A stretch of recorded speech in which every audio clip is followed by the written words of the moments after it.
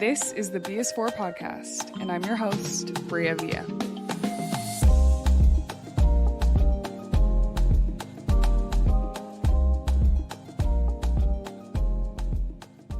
Hi, y'all. Welcome back to the BS4 podcast. I'm your host, Bria Villa, and I am so excited for today's episode because I have a near and dear friend of mine who is joining the couch with me. She was one of the first friends that I made when I lived in Atlanta.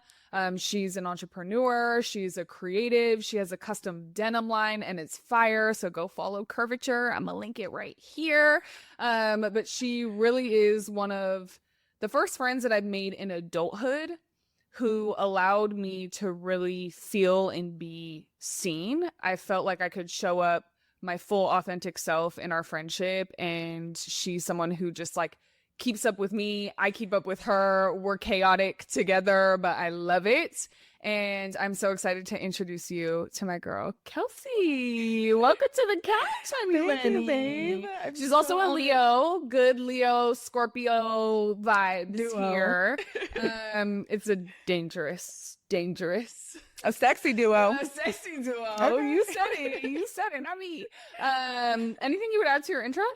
I feel like you really hit the nail on the head. I feel like creative is really the essence of who I am, whether doesn't matter what space or industry that really touches. But creative, digital marketer, I consider, and of course, alien.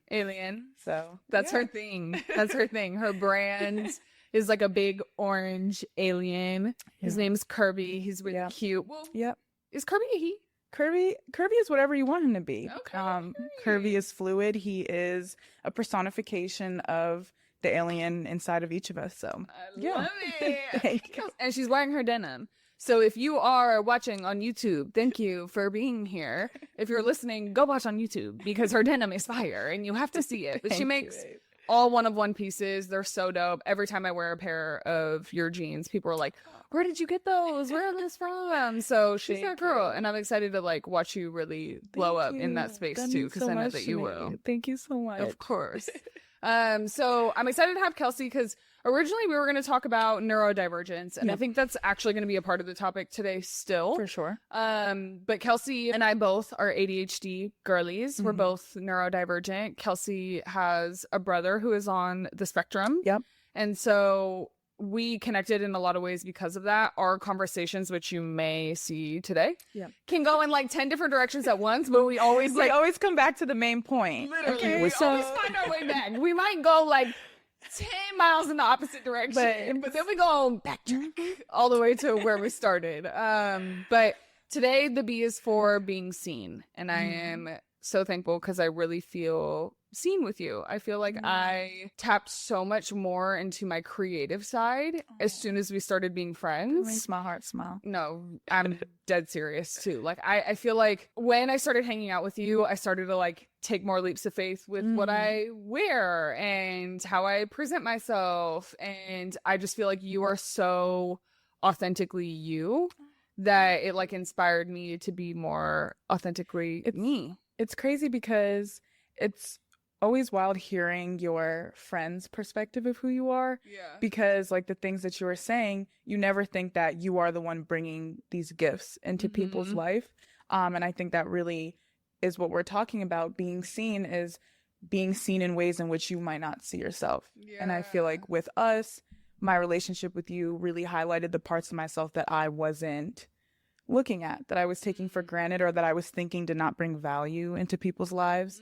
So I'm grateful for my relationship with you because I feel like you've allowed me to see the value in which that I bring to others and vice versa. So, yeah.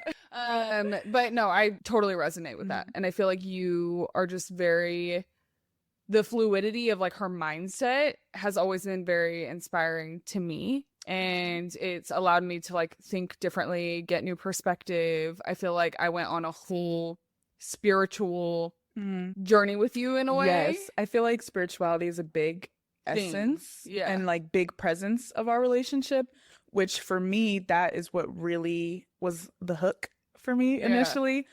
Because I feel like specifically our spiritual journey has been very similar, and it has also been very unique, that it's not I guess you could say the norm. I think also they were happening simultaneously. So for me, that was really in the moment, like I had been seen in that way, and it's been very rare that I'm seen in that way. Same. Spirituality is something that is so unique and so personal.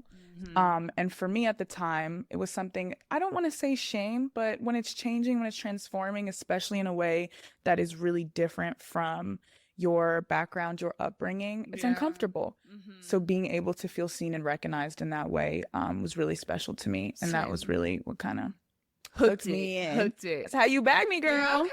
Okay. Indeed. Indeed. No, I feel the exact same way. Because I feel like we share a lot of the way that we talk about our relationship with God is so similar. Yeah. It's very unique. I think that we both have pulled so much from like our upbringing, the things that we've seen, but then also like our own experiences. So I'm just so thankful that I was seen in that way by you, and you helped me like lean into it and tap into it more.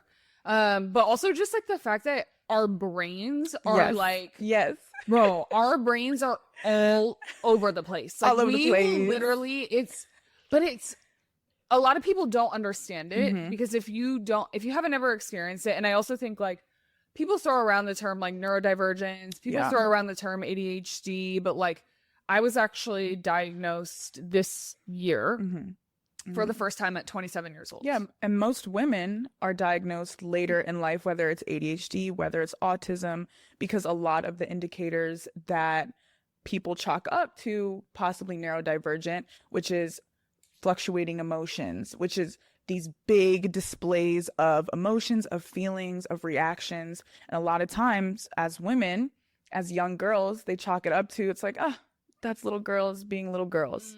So the society much more notices it in young boys. And majority of studies have been done. Majority of ADHD studies, autism studies, Asperger's studies have been done on men.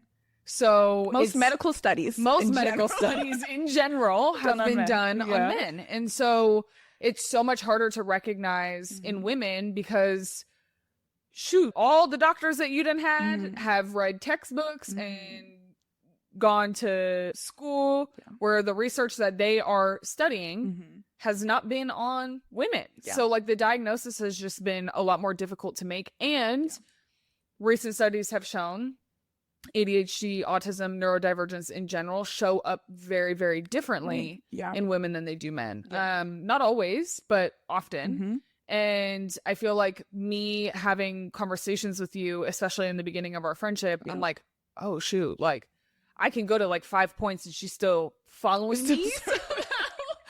and that so was chaotic. Right. And because normally people kind of like give me a hard time for how I engage in conversations, but I felt like with you that wasn't a barrier at all. If anything, I felt like it was a very beautiful, like fluid and natural part of our dynamic. So yeah, I was grateful for it. Yeah, me too. Shoot, it was a breath of fresh air because it makes you feel crazy sometimes. Oh my god. Like I'm like, people don't understand like certain things that I do. I'm like, my brain like needs that in that moment. So like if you're watching me on YouTube, you'll notice in a lot of my podcasts now that I pointed out, I play with my hair a lot. As us both, like, as we're both playing with our hair. I'm always like playing with my nails. Like it's about like stimulation. Yes, touching the fingertips is a big one for me if I'm feeling anxious. I also feel the need to be so I have this big giant like Snuggie hoodie blanket thing. So when I'm feeling overstimulated or I'm just feeling like I just need that like compression around me. It's like a safety thing. Yeah, for sure. And I always have to have like a blanket covering my feet. Like I don't like to feel like certain aspects of my body are exposed. It's like a weird, there's a lot of weird nuances to it. And I feel like, so for me, so you being diagnosed later in life, I grew up with a neurodivergent brother. My brother Gerard, shout out to him. We love Gerard. Gerard has the sweetest soul. Oh my god, he's funny. He is like the essence of love for me. Oh he's my like god, my reason why for everything. The reason why I'm sitting here. The reason why I'm able to have these conversations. But growing up with an autistic brother, and he also has a developmental disease, or condition, I should say, I underestimated what that meant for me as his sibling. I think growing up, it was constantly him being well, for me, and, honestly, to be honest, even with my family dynamic, like Gerard really kind of took precedent, not in the sense that he was like more important, but he had needs that I did not have, needs that needed to be met. But I think I always underestimated how much that affected me as his sister. And I think as I've like throughout this time period of my life now, I'm like noticing like, oh, maybe my communication style this way, or maybe my inability to like control my emotions all the time, and kind of I have more of like outbursts. Well, now as I'm working on it. Okay. Yeah, I'm grown. Yeah. But a lot of that like mirrors emotion regulation. Yeah, emotional regulation. A lot of that mirrors my brother. Yeah. And I think for me, I was putting it a lot on my parents, like, but I'm realizing like, no, there's more than just the parental relationship in a household. Growing up with siblings and being my only sibling was one who is neurodivergent. I think that definitely affected me. Oh my God, yeah. But I also feel like it's created a space, like your level of patience, kindness, understanding, empathy is so deep.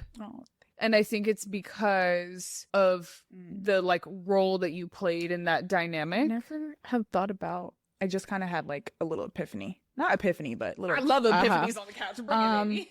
I think a big reason for that is because a lot of the times with neurodivergent people, a lot of the communication is nonverbal. So a lot of it is them picking up on energy, on vibes, on reading the room, on reading whether it's facial expressions, or doing to the best of your ability. A lot of times they struggle with that, but there is an emphasis on that because a lot of times how they feel, they can't put it into words. And so how they're communicating, like I would notice my brother's feeling tense. I would notice him immediately tense up or get anxious or overstimulated, not because he was telling my family that, but because you just had to be in tune with him in order to take care of him, in order to love him. And so there always is, like, I remember there was one situation, I forget what it was specifically, but it's so funny because my mom always, like, she's the one who sends me to kind of do the extra digging with him, because I feel like as his sister I'm able to get sibling relationships. Yeah, regardless, it's different. It is. And there was one situation, and after talking to him, I realized I'm like, he's experiencing embarrassment. And he could not put into words like, Mom, Dad, I'm feeling embarrassed. And I had to like use his context clues and use his ways of communication. And I'm like, oh my God, Gerard's embarrassed.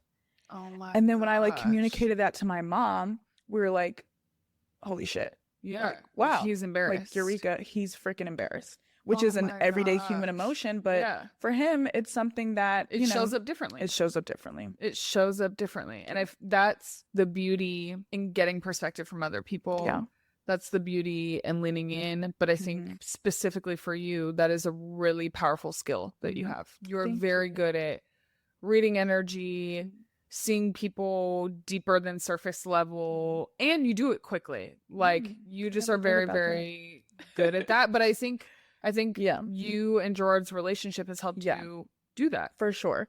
But then I think the other side of the coin is hypervigilance, to where I'm constantly reading the room, reading people's emotions around me, whether it's my partner and my friends, with my parents. Yeah. Because in one relationship, it's very helpful with my brother. It's something that I needed to do, quote unquote, for survival. But I'm realizing as I'm getting older how much, okay, I need to know when to kind of lock it down, because this is not the space for that. This is not the person for that. Yeah. And also it can be a bit, I think for the other person, it can be a bit invasive. I think relationship really brought that out for me, that being so good at reading energy and people, it's a gift, but it can be invasive, especially without having the other person's like approval, if that makes sense. Yeah. That's interesting. That's a really good point. I feel like I like the term hypervigilance, because it's almost like you get to a point where you start to read and analyze people's emotions. Yeah. whether they're ready for that or not, whether they've accepted that or not, or whether that's really truly how they feel, because there's no way of knowing for sure. Yeah. And I find myself doing that often. Yes, too. you do that. You also are very good at it. And I feel like for us, because with each other, we're like, ooh, yeah, we love this. Hell yeah, invade my energy all you want. Okay.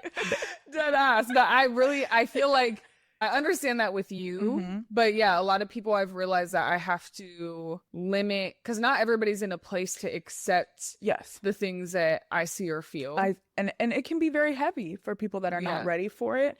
And I had to realize it is not my job to uncover people. Yeah. Some people don't want to go to that depth. Yeah. Some people don't want you specifically to be the person to uncover that for them. Yeah.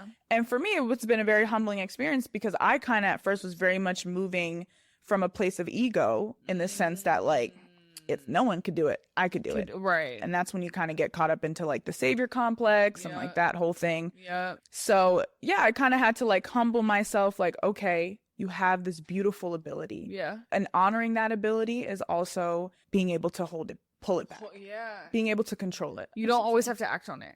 Yeah. Yeah. Like, I feel that with myself is like this situation literally happened today in an interaction that I watched, and I was sitting there literally thinking to myself, I was like, this person is not in a space to receive. They're not in a space to be vulnerable. They're not in a space to lean in.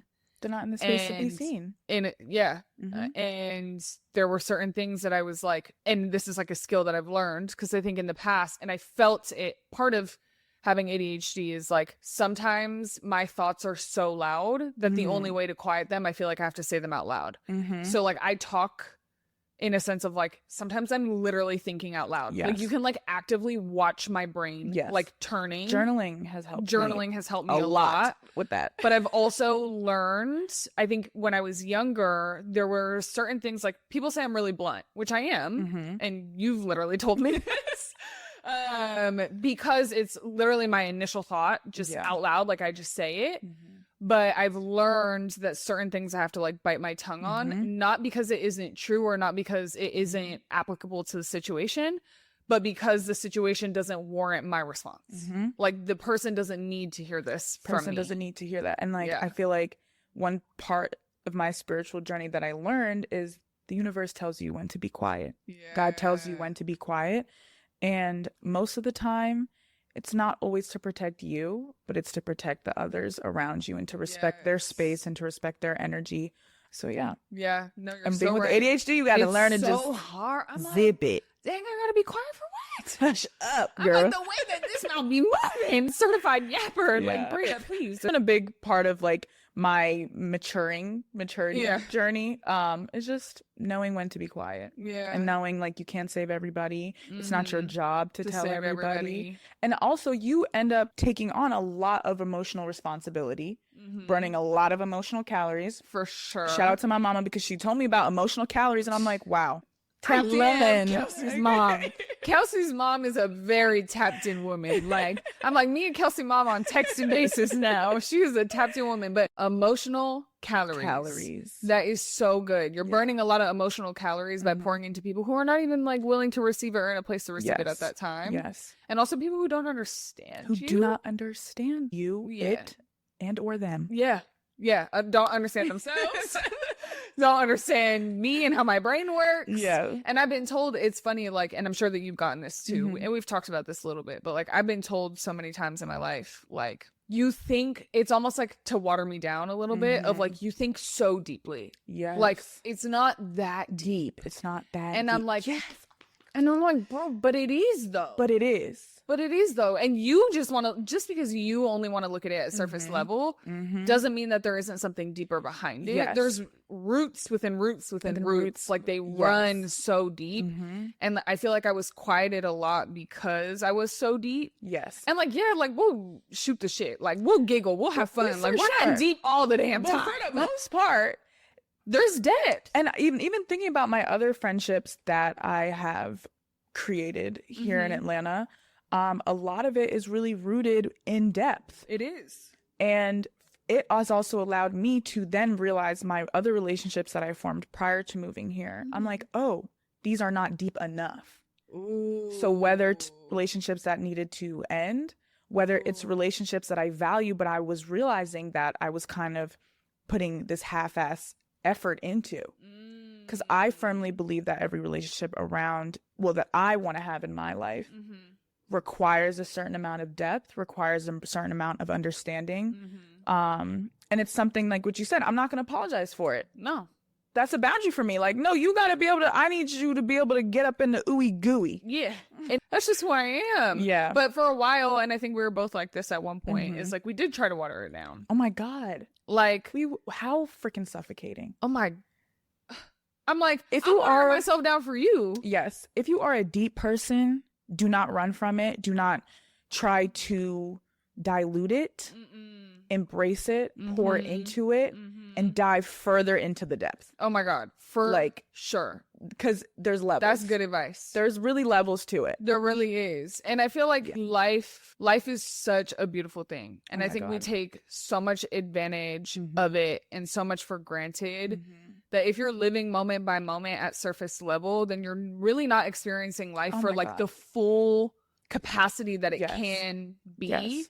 And like, to me, the level of depth that I'm talking about, and we talk about this a lot, is like, even just like, we'll walk outside, and this is like truly one of the first friends I've like been able to do. I have like the people in my circle now I can do this with, but like you really helped me tap into this more, is like, we'll go for a walk and I can see both of us truly observing the world around us. Observing every inch, corner. Everything. I'm like, that tree, the way the bark is on the tree. I was literally just listening to a freaking podcast, and it was actually with this psychic medium. Ooh. And she was talking about just the fact that, for those that know, there's so much more than what meets the eye. There's so much more than the reality that we are existing in. And I feel like you and I did share that in common. And it's about noticing the small things, but understanding that the small things are most of the time bigger than you. Yes. Like, you are the small thing. Yes. I'm like, we are literally microscopic. Yeah. On a speck of dust. Yeah. Floating in an endless and vast universe. Endless. And like, we are nothing but everything at the same time. And like, to really know life is to know nothing at all, which is a very wild concept to think about, and I think that goes over a lot of people's heads. And honestly, if you're not in a place to receive that now, that's totally it might be fine. Like, what the hell are they talking about? Yeah. And that okay, go ahead. Maybe this episode ain't for you, but it's definitely for us, and for those who like feel us and see us. And I think that's also just a part of being neurodivergent, is they say that people who are neurodivergent have another level of, whether you call it like being tapped in or whether you like, our sensory things, that third eye is it's real. It's like real. Like, my senses are so magnified. Like, the touch of things, the sound of things, the smell of things. Like, everything is so And I didn't realize that like the depth that I have in those things isn't normal. No. Like, I didn't understand that until I got older. And I didn't know that until I would like try to talk to my mom about it or my parents about it. And they're just like, you're doing too much. It's too much. And growing up in my head, I'm like, I know it's not too much. Like, it and feels right to me. It feels right. And I believe in trusting that inner gut, that inner intuition. And I'm like, no, this is right for me, and this is how I choose to see the world.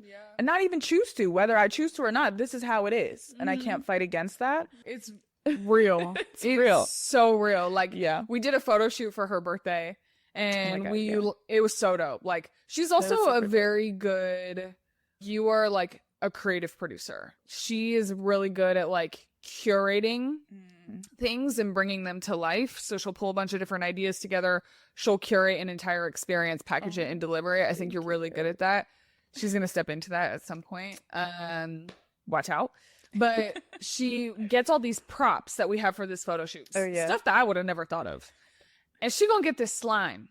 It was something about this slime that I was like infatuated with. And I think it was like something about like the stimulation Yes. of it. Mhm. It was very, Yep. I don't know. It like, And it's crazy because if you even look at a lot of the tools people use, whether it's with children who are learning, I'm forgetting the freaking term, but for children who are learning like new textures, for example, or even for children who are neurodivergent, who are autistic, and whether they introduce them different textures, different props.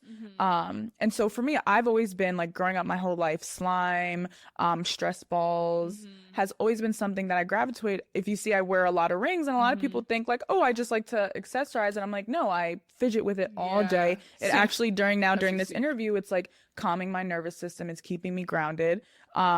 And realizing that wasn't a common experience. And I think because for me, I kind of don't know if it's like, okay, was it nature versus nurture, right? Is this because of like, this is the brain and the way that I do things and I was born this way? Or is it because of the fact that my sibling, who is also older than me, 3 years older than me, that's what he does. My brother is also diagnosed with OCD. He has OCD, crazy OCD.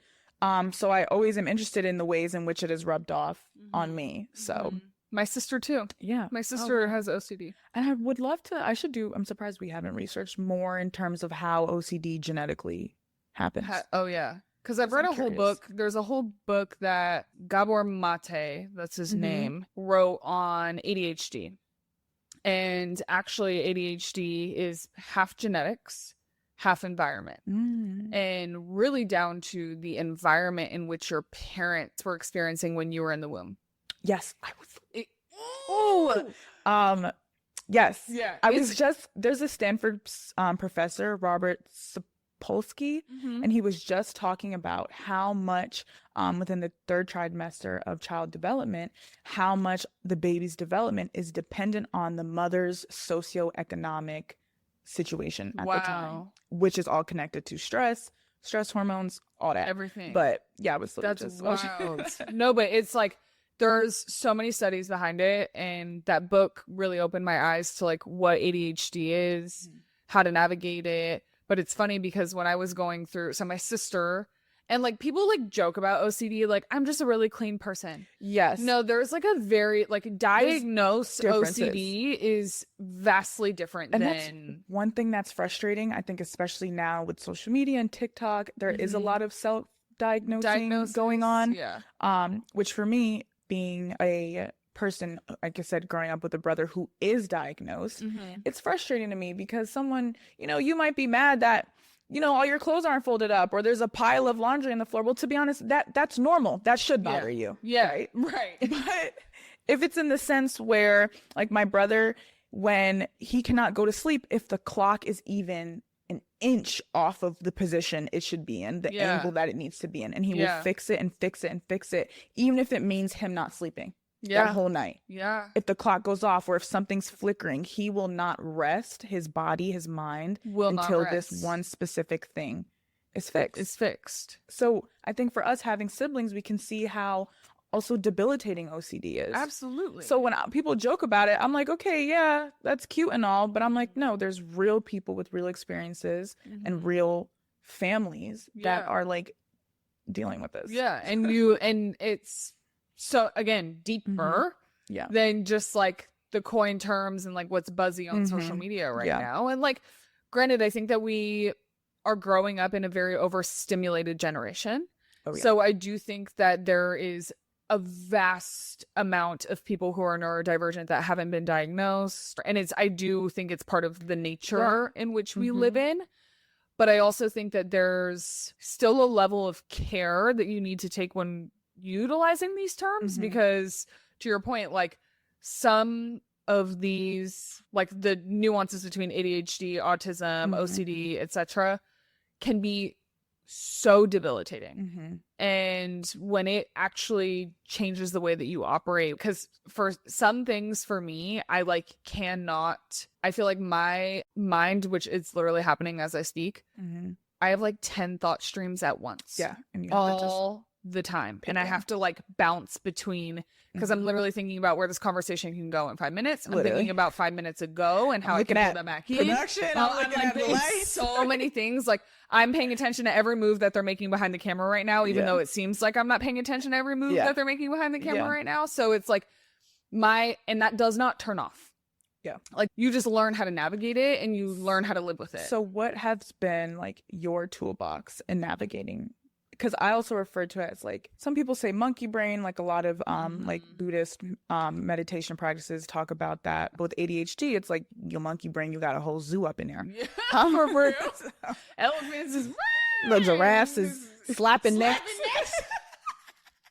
Because that's how they be fighting. I'm like, oh my God. Y'all good? Like, y'all be wilding.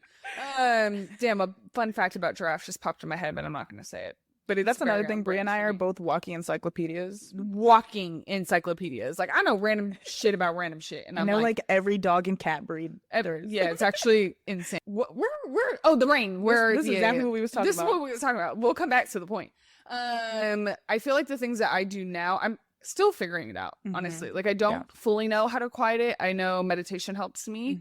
I really struggle with meditation. That's why I do it, is because it's so hard for me, but I like forcing myself to do it is a good practice. Journaling. Oh my God. And honestly, what really allows me and helps me to focus, music. Like if I'm walking through an airport, if I'm in a like busy public place where I feel like my brain is going to be going a million miles an hour, if I put headphones in and I have a track going, I can actually like stay in like a stream of thought. And literally I've been without getting overstimulated. Like I know when we go in public, we'll have like a little AirPod in, something like that. I have literally been bringing, ladies be safe doing this, however, I've been bringing my like noise canceling headphones with me. Even if I'm going to like TJ Maxx, I'm going like whatever, grocery shopping, bringing my noise canceling headphones with me has been very comforting for me. It just kind of makes me feel safe. It makes me feel like I can go in and I can kind of pick one stream of thought, which would be the task at hand. So I definitely resonate. I definitely resonate. I like can't grocery shop without music. I need the headphones. And it's only because I will get so overstimulated by all the colors that are in the aisle, all the people that are walking up and down. So I need something that's going to like keep me in a headspace. And for whatever reason, that's music. I was thinking about this yesterday or last night, because I took a red eye here as I was navigating through the airport. I was getting so overstimulated that I literally had to like airports are hard. Stop. Yeah. Oh my God. It's so hard. Airports are hard. But I had to like stop what I was doing and like find my headphones, pick a good playlist that I knew that was going to keep me on track. And then I was solid. So like you'll find little things that help you navigate it. Yeah. And on the music point, a big part for me has been music without words. Yes. I feel like that has been a recent, I would say within the last... What's your playlist called? Oh, Lacking Words, Abundant Thoughts. Oof. Yeah. Lacking Words, Abundant Thoughts. Check me out on Spotify. Fire playlist title. And it's allowed me to get to know myself, because I think discovering new things is a great way in which we can dive into self. So listening to music without words and listening to music ranging from all corners of the world, of different cultures. So diving into that has really allowed me to, one, discover like new things that I like, but without the words, it allows space for thought.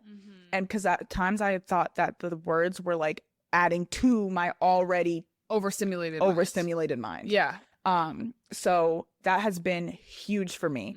Even making these jeans, I listen to music with not a single word. It's instruments, it's beats. I've really gotten into deep house. That's been cool. I like deep house too. Afro house. But there's like levels to it. To the pod, if you listen closely, it took me 4 hours to find this sound, and I have it, and it's royalty free. Okay, so don't try and come for me with the copyright bullshit. But my intro to the pod is Afro house. And I sourced it specifically because I wanted to find something that felt authentic to me. And felt like something I would actually listen to. And there's Afro house that ranges. Africa is such a diverse, and diverse continent. And there's Afro house, Mm-hmm. but then there's little sections. There's Afro house out of Zambia, there's Afro house out of Nigeria, Ghana, Mm-hmm. and it's been just a dope experience experiencing cultures while also grounding myself Yeah. through music. So I love Yeah. that. That's so Yeah. dope. Well, I feel like if you are someone who is navigating neurodiversity, I Mhm. also think that it can feel debilitating at Yeah. times, but it's also a strength and a Oh my superpower God, it's because you have a superpower. perspective that so many Mhm. people just like don't often Yeah. experience or have.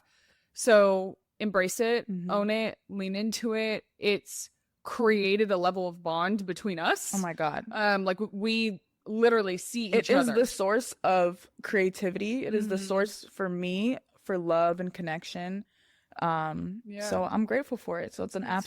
absolute superpower. Yeah, it's a bridge between you and It's I. a complete bridge. It's a bridge Yeah. between you and I, and I'm For thankful. sure. Me So I am so thankful for you being Oh, thank here. you. Thanks for Oh, like thank you. sharing the space with me. Thanks for being Yes. vulnerable with me about Oh my this because God. it's like I don't know, it's not always easy to talk about. It's not easy to talk about. And for me, I would like to give you your flowers in the sense that I know what it means to have to force yourself to exist in that more organized thought and Mhm. process. And you are doing it so beautifully, so you. flawlessly, but still executing it authentically. Thank you. So yeah, I'm so proud of you. Thank And you. this is dope as shit.